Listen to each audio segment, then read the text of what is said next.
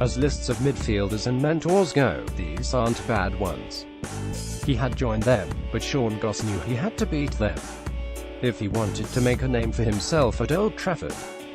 Moving from Exeter to Manchester United was always going to be an eye-opening experience for Goss, but as Paul Scholes and Nicky Butt helped him towards the first team, Michael Carrick and Bastian Schweinsteiger stood in his way. The challenge proved beyond Goss, and it is at Ibrox where he is now looking to turn his potential into performances after leaving Queen's Park Rangers on a loan deal. Read more. Derek McInnes on not having money at Aberdeen and dealing with Rangers. Speculation: the 22-year-old has already made one major decision in his career. Now another must pay off after he put pen to paper with the Light Blues. Going from Exeter City to Manchester United was massive. Goss said, "I loved my time there. It really helped me develop as a player and as a person, moving away from home young. It will really help me coming to Rangers because they also have a massive fan base. I didn't have many dealings with Sir Alex Ferguson or Davy Moyes because I was too young then. It was more Louis van Gaal, but then I got my injury, and when I came back it was Mourinho who had taken over, and I decided to move away to get first-team football. It was a massive decision to leave Man United, but I felt I had to take it to get first-team football. I walked in there and right away I was working with Paul Scholes and Nicky Butt, who were my coaches at under-19 level." Read more. Graham Murty hopes Rangers' switch will bring out the best in Sean Goss, and then when I moved up to the first team I got great help from Michael Carrick and Bastian Schweinsteiger. So these are four unbelievable names who have helped me in my development. Goss was just 16 when United paid a £100,000 fee to take him from St James Park to Old Trafford after he caught the eye in a youth tournament in Holland. Comparisons with Carrick were quickly made, but the midfielder would never realise his potential as a serious back injury kept him out of action for a year, and the star-studded names in front of him became too difficult to overcome. "These guys would help me a lot in terms of positioning on the pitch and timing," Goss said. "I felt my breakthrough moment was when I went away with the squad in pre-season in 2015. That was a massive learning curve. I felt going away with the first team taught me a lot and put me in great shape from the start of the season.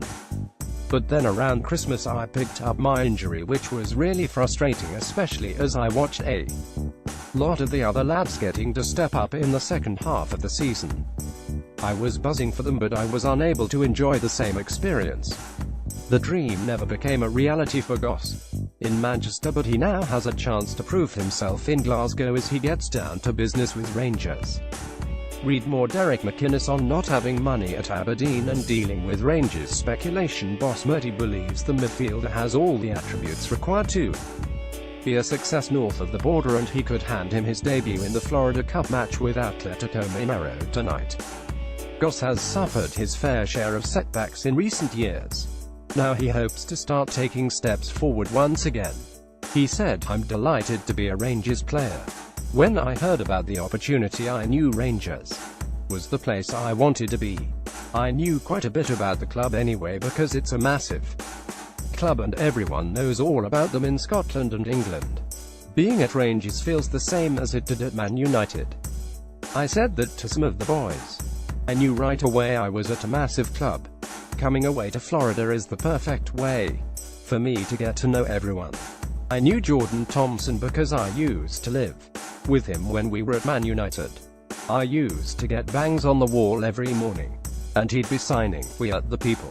I spoke to him too before I joined. The move to Rangers may be a short-term arrangement, but it could have long-term consequences for Goss if it proves to be a foundation upon which he can build going forward." A January exit was always on the cards after a frustrating first half of the campaign, and he is determined to make the most of the chance he has been presented with.